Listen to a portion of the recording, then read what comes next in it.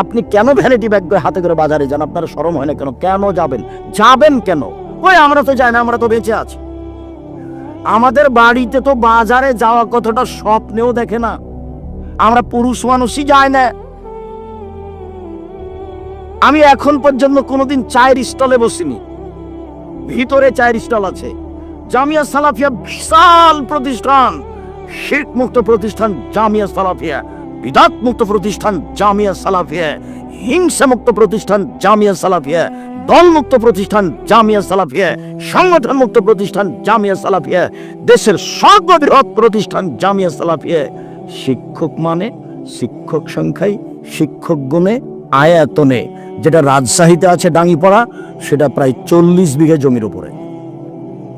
যেটা মেয়েদের তানরে রেডি হচ্ছে, এটা প্রায় ৭৭ বিঘা জমির উপরে। যেটা আপনার রূপগঞ্জ, নারায়ণগঞ্জ, ঢাকা, কাঞ্চন ব্রিজ 21 নম্বর সেক্টরের সাথে লাগা, এটা প্রায় 100 বিঘা জমির উপরে। যেটা দিনাজপুরে, সেটা প্রায় 20 বিঘা জমির উপরে।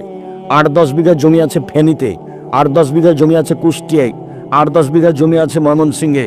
এরকম বহু জেলায় জমি আছে, চট্টগ্রাম শহরে আছে, যেগুলোতে জামিয়া সালাফে গড়ে উঠবে।